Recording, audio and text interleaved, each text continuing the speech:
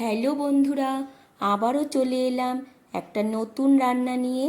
আজকে তোমাদের সাথে শেয়ার করব একদম নতুন একটা পটলের রেসিপি। একটু অন্যরকমভাবে রান্নাটা করব, তোমরা দেখতে থাকো।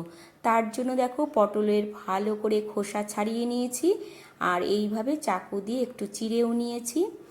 এবার পটলগুলো সুন্দর করে সাজিয়ে রেখেছি। ফ্রাই প্যানে সর্ষের তেল গরম করে নিয়ে সব পটলগুলো দিয়ে দিলাম। আমি এখানে সর্ষের তেল দিয়েই রান্নাটা করব। হালকা ভাজা হয়ে যাওয়ার পর তারপরে দিয়ে দিলাম অল্প একটু নুন হলুদ। আবারও ভালো করে পটলটা ভেজে নিতে হবে। দেখো, লাল করে ভেজে নিয়েছি, এবার নামিয়ে নেব। আবারও আমি একটু সর্ষের তেল দিয়ে তারপরে একটা বড় পেঁয়াজ কুচি দিয়ে দিলাম আর দিয়েছি একটা টমেটো কুচি। এবার পেঁয়াজ আর টমেটো ভালো করে ভেজে নিচ্ছি। দেখো, ভালো করে ভেজে নিয়ে তারপর এর মধ্যে দিয়ে দিচ্ছি রেডি করে রাখা মশলা।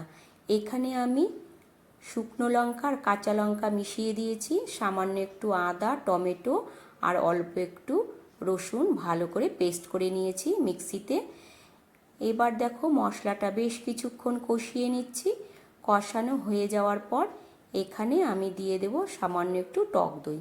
বড় চামচের 2 চামচের মতন টক দই ভালো করে ফেটিয়ে রেখেছি। এবার টক দইটা দিয়ে আবারও বেশ কিছুক্ষণ এইভাবে মশলার সাথে কষিয়ে নিচ্ছি। টক দইটা ভালো করে জল ঝরিয়ে নিতে হবে, যাতে জলটা না থাকে, সেইভাবেই নিয়ে নিয়েছি। এবার দেখো, মশলা কষানো হয়ে গেছে, দিয়ে দিলাম সামান্য একটু জল। জলটা একটু ফুটতে দেব। ফুটে গেলেই তারপরে ভেজে রাখা পটলগুলো দিয়ে দিচ্ছি। পটলগুলো দিয়ে দিলাম, দিয়ে আবারও একটু ওপর থেকে নুন ছড়িয়ে দেব আর দিয়ে দেব সামান্য একটু চিনি। এবার ভালো করে একটু শুকিয়ে নেব জলটা, যাতে সব মশলাগুলো পটলের মধ্যে ভালো করে ঢুকে যায়। দেখো, জলটা অনেকটাই টেনে গেছে, রান্নাটাও হয়ে এসছে। এবার আমি নামিয়ে নেব। এবার একটা থালার মধ্যে নামিয়ে নিয়েছি। এবার দিয়ে দিচ্ছি ওপর থেকে একটু সাদা তিল গার্নিশিংয়ের জন্য। তোমরা চাইলে দিতেও পারো, নাও দিতে পারো।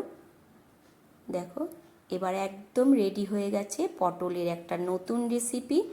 আজকের রেসিপিটা তোমাদের কেমন লাগলো বন্ধুরা, অবশ্যই জানিও।